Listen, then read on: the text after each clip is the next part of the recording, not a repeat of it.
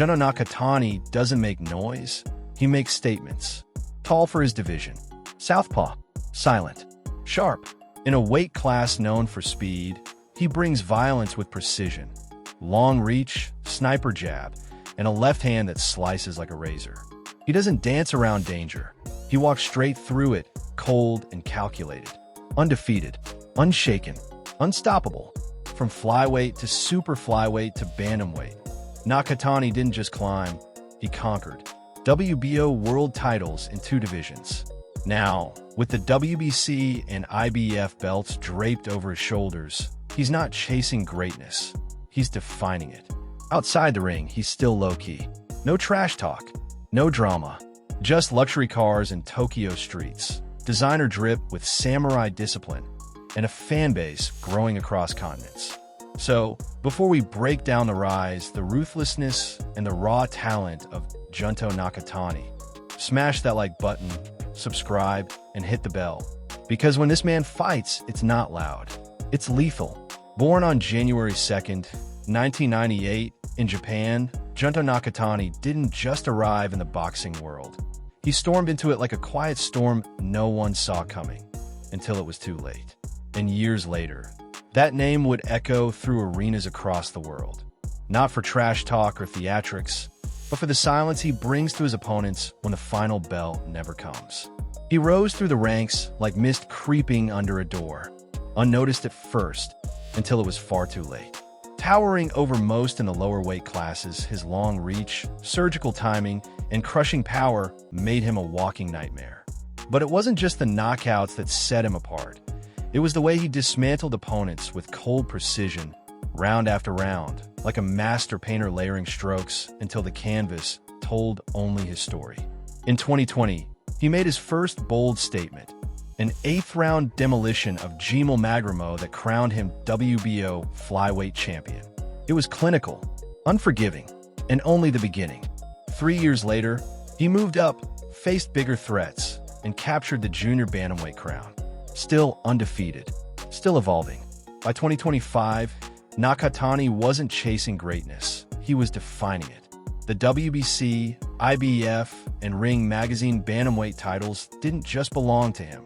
They followed him, like fate catching up to someone born for this. And through it all, he remained untouched by the noise. With 31 wins, 24 knockouts, and a record without a blemish, he's a puzzle no one has solved. Moloney, Acosta, Melindo, big names, all broken. Backed by Puma and Red Bull. His net worth as of 2025 has climbed past $4 million. But his true value isn't counted in dollars. It's in the fear he carries in every ring he steps into. The storm hasn't passed. It's only grown stronger. But where did it all begin? Before the bright lights and championship belts. Junto Nakatani was just a quiet, long-limbed kid from Anabe, learning the art of war in silence. He didn't come from a legacy gym or a family of fighters. What he had was hunger and a pair of fists that told the world he didn't need a loud mouth to make noise. As an amateur, he was raw, unpolished. But even then, he had the intangible, that eerie calm in the chaos, like a surgeon learning to operate in the middle of a storm. At 17, he turned pro. No grand ceremony, no bold predictions. Just a first-round demolition of Junichi Itoga in April 2015 that sent a clear message. This wasn't a boy stepping into a man's world. This was a problem stepping into a division that didn't see it coming. Fight after fight, he kept building momentum in the shadows. 9 wins, 9 lessons, each more vicious than the last. His early battles in Japan's youth tournament weren't just victories, they were warnings.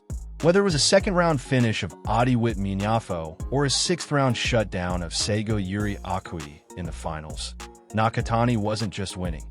He was dissecting. Calmly, coldly, like a blade in still water.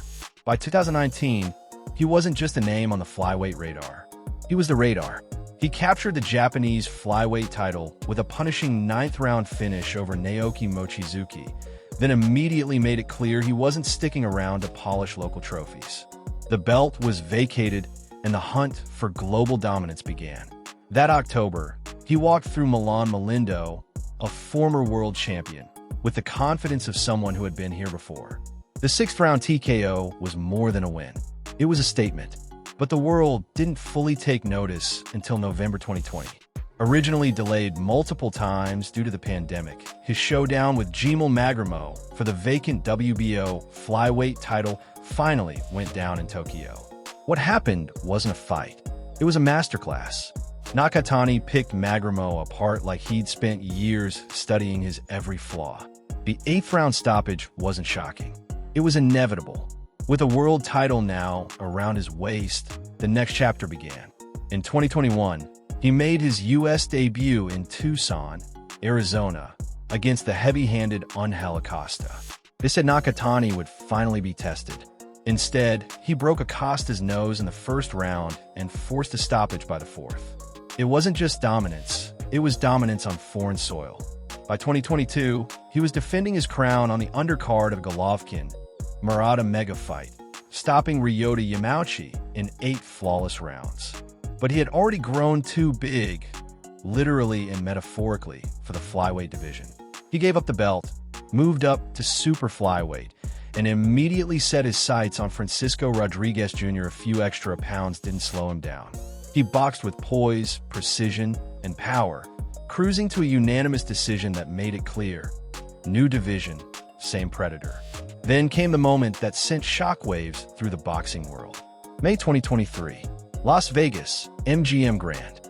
With a vacant WBO super flyweight title on the line, he faced Andrew Moloney, an experienced, rugged fighter not known for folding under pressure.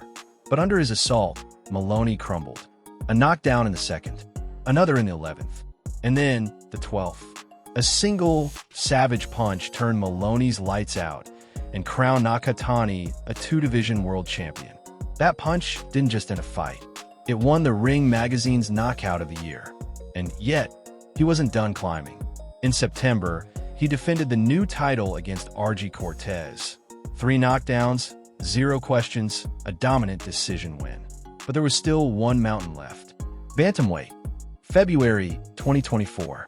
Nakatani challenged Alexandro Santiago for the WBC bantamweight title. Bigger stakes, bigger risks. None of it mattered. He broke him in 6 rounds. The WBC belt was his. Then came the title defenses. Vincent Astrolabio stopped by a body shot in the first round. Pech Sor Chipitana crumbled in the 6th. David Cuellar knocked out in the 3rd. Each challenger more desperate, more aggressive. None of them lasted. The storm had become a Category 5. And now a new challenge looms. June 2025. Tokyo. A unification clash with the undefeated Ryosuke Nishida. 2 belts, 1 throne. By round 6, Nishida's right, I was shut tight from Nakatani's pinpoint punishment. The doctor took one look and called it. Just like that, the quiet storm had silenced another champion. He walked out of the Ariake Coliseum with the IBF belt draped over his WBC and the weight of the division on his shoulders. Now the question isn't whether Junto Nakatani can win. It's whether anyone down here can survive. But outside the roar of the arena, behind the crisp jabs and knockout headlines, who is Junto Nakatani when the gloves come off? The truth is, no one really knows.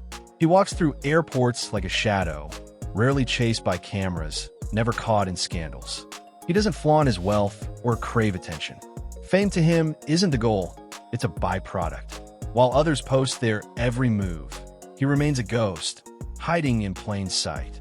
No tabloid drama, no flashy entourage, just silence, and the occasional glint of a black AMG GT cutting through Tokyo's late-night streets. They say he lives in a sleek home tucked away from the noise of the city. It's quiet, functional, minimalist, like him. A private training space sits at its heart, a daily reminder that even luxury has to earn its keep. Inside, there's no chaos, no clutter, just the rhythm of discipline. When he's not training, he's either on the move or giving back, mentoring young fighters, showing them how to fight not just with their fists, but with their focus. He enjoys simple pleasures. A good bowl of ramen, a solitary drive, a trip to Okinawa with no press following. Even in leisure, Nakatani moves with intent.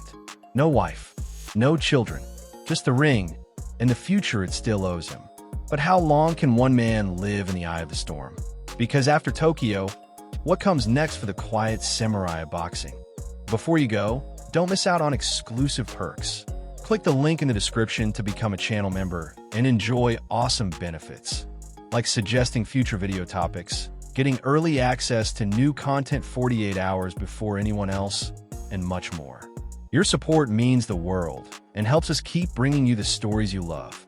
If you enjoyed this video, hit that like button, drop a comment, and subscribe for more amazing content. And while you're here, why not check out our deep dive into Daniel Dubois' video? Trust me, you won't want to miss it. Thanks for watching, and we'll see you in the next one.